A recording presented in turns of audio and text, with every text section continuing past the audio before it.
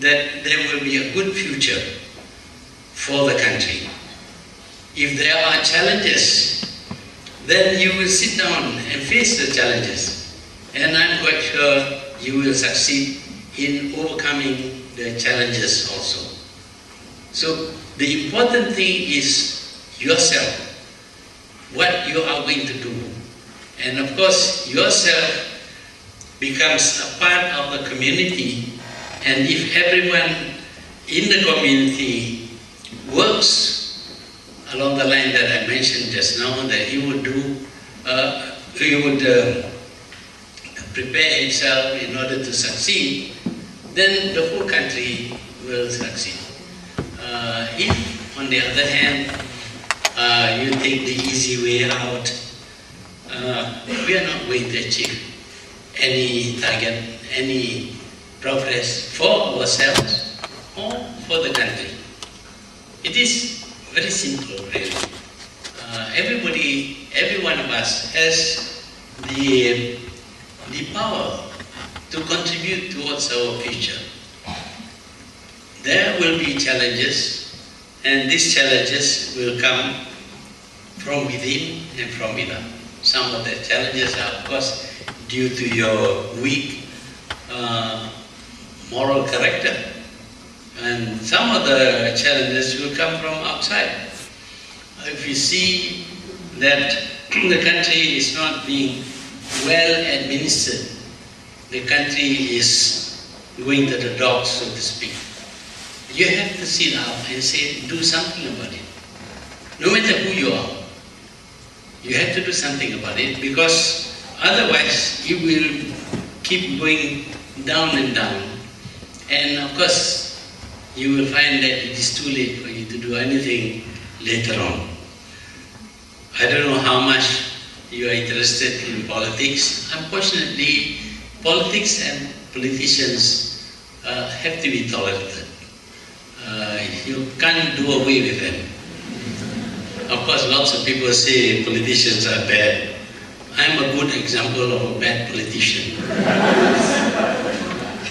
But if a politician does not care whether people approve of him or not, if a politician keeps on blaming others for anything wrong that happens in the country, then I think we are not going to achieve the objectives that we have in mind about our country, whether the country is going to develop or not develop.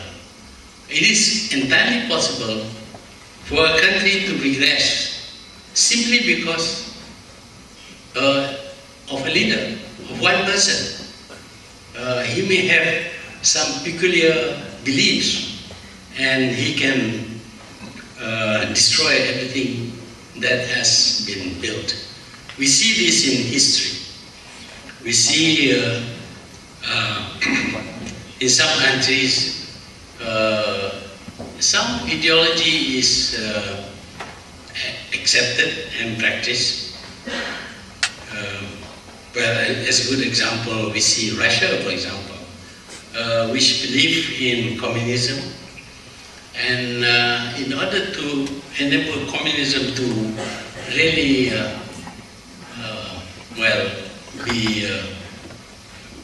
really function in their country, they had to be nasty to some people. They had to kill a few people, but it's all right. So long as you're not killed, it's all right. You can kill as many people as possible, and then you implement the ideology. It takes a long time for you to realize that that ideology is not working. In this case, it's 70 years before the Russians discovered that the communist ideology did not work. They tell the whole world that they are equal, they are all brothers to each other, except of course when they want to kill the brother. But otherwise they are all brothers. And they claim that they are better off than all these capitalists and others. But then, in those days, you cannot move around too much. So you don't get to see the other countries in order to make comparison. But with the improvement in transportation, people began to move around, and they see, or they saw, that the capitalist countries are not all that bad, because their workers had motor cars, whereas the workers in the socialist countries did not have motor cars.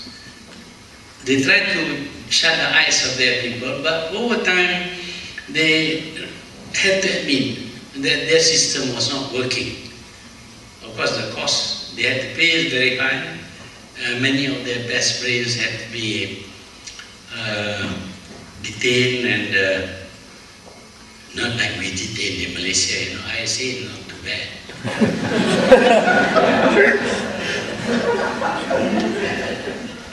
But many people had to die over 70 years before they finally had to admit that it's not working, their system is not working. They then discarded the system.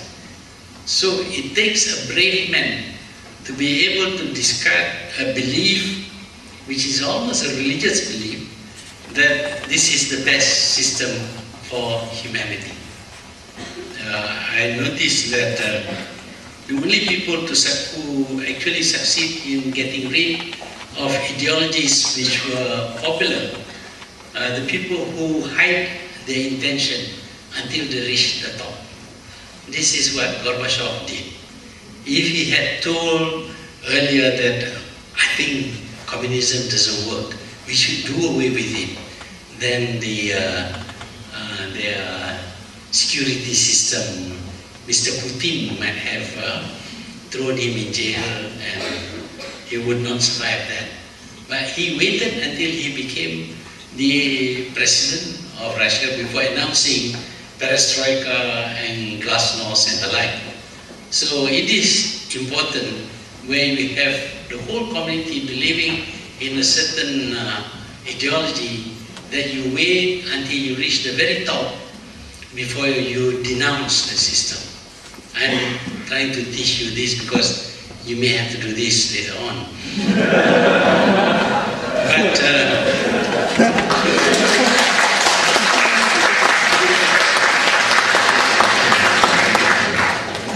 But it is far better for you to take action before you reach the very top. Some people will have to be sacrificed. That's unfortunate. If you don't like what is happening, you have to say it. You have to take some risk, stick out your neck and say what you think, what is happening. Otherwise, it becomes implanted or embedded so deeply that even if you reach some level of leadership, you will not be able to do anything. So it is important, if a country wishes to make progress, that the people intelligently assess the performance of the country. And they should make use of the freedom that they have to make criticism. Of course, the people who are criticized normally do not like this. They don't like people who say they are wrong. I don't like people saying that I'm wrong either. But unless somebody is willing to take the risk to stick out his neck and say, look, this is wrong, then the wrong things will continue to be done and to harden until you reach a stage when it is very difficult to change things. So I'm quite sure that with your interest in the future challenges and the role that you have to play, you would be following what is happening in our country, for example, in Malaysia. And if you do not like it, then you should at least attend talks by people who are not the favorite.